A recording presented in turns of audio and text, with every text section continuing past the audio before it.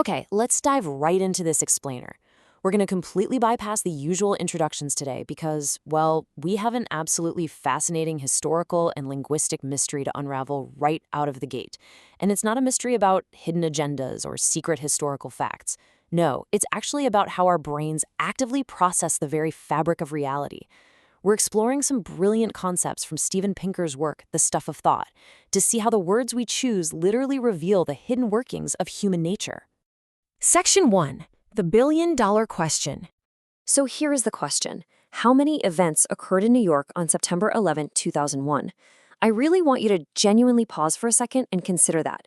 We aren't just recounting history here. We're actually faced with a bizarre, almost surreal counting problem. Most people totally agree on the physical facts of what happened that morning, right?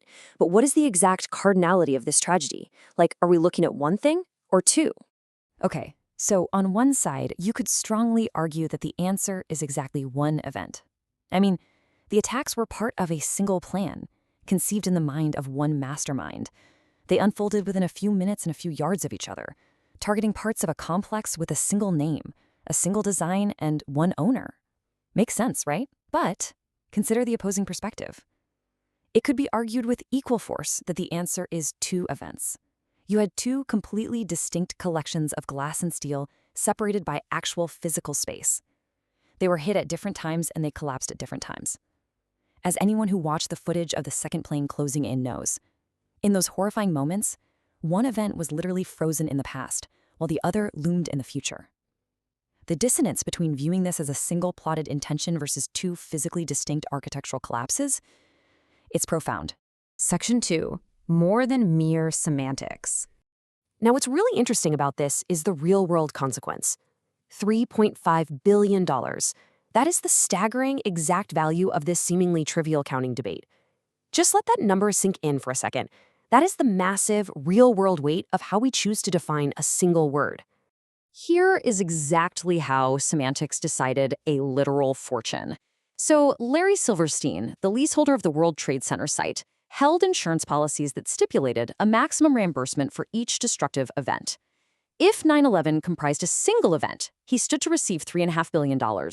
But if it comprised two events, he stood to receive $7 billion. $7 billion. In the resulting trials, the attorneys fought bitterly over the applicable meaning of the term event. Impartially speaking, the lawyers for the leaseholder defined it in purely physical terms. They were arguing for two collapses.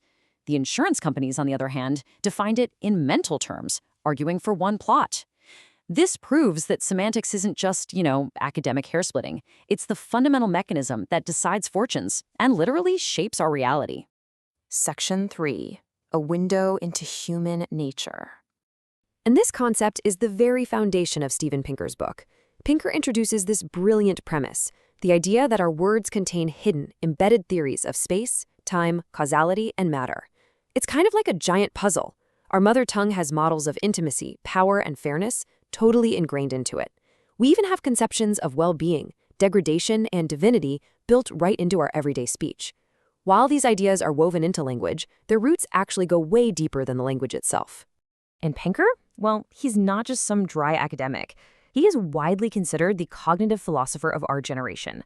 He's a witty, fearless guide who bridges the gap between complex cognitive science and, well, the rest of us. He's been praised for how he F's the ineffable, taking the absolute most complex, hard-to-describe workings of the human brain and making them accessible, clear, and just super fascinating. Section 4. The language of thought. So, the crucial point here is something called conceptual semantics. Now, I know that's a heavy academic term, but it simply means that there is a language of thought in our minds that is completely separate from spoken language itself. It's essentially an inventory of concepts and syntactic schemes. Without this underlying language of thought, we'd have absolutely nothing to go on when we debate what our spoken words actually mean. It's the exact system that allows us to link an abstract, invisible human intention to the very physical destruction of a building. Because the truth is, our minds represent this continuous analog reality using digital word-sized units, like the word event. The physical world, the intricate swirl of matter and space, it doesn't dictate how we must represent it. Our mental framing does. This is exactly why we can conceptualize the exact same physical reality in completely incompatible ways. Our minds literally carve the universe into these digital chunks just to make sense of the whole shebang. Section 5. Connecting words to worlds. And this brilliantly illustrates the vast spectrum of human concerns that semantics actually controls. When we deal with the abstract concept of a shared reality, the linguistic result is our commitment to truth and objectivity. When we form a community, semantics allows a brand new word created by one speaker to evoke the exact same idea in a whole population, which creates shared understanding. In the realm of emotions, words don't just point to things, they are totally saturated with feelings, resulting in concepts like magic, taboo, and sin. And for social relations, we use language for conversational negotiation, using words not just to transfer dry facts, but to negotiate the exact kind of relationship we want to have with the person we're talking to. Every single time we open our mouths, we are projecting our internal models onto the world. A close look at our daily speech, our everyday conversations, our jokes, our curses, the names we give our babies, and yes, even our massive legal disputes, lays bare the fundamental ground rules for how we understand our surroundings and how we assign credit and blame to our fellow humans. I want to conclude this explainer by turning the lens right back onto you. How is the language of thought currently framing the biggest events in your own life? Think about a recent conflict, or, say, a major decision you've had to make. Are you defining your reality by the physical facts, or by the mental intentions behind them? Keep in mind that your subconscious linguistic choices are actively shaping your personal reality every single day.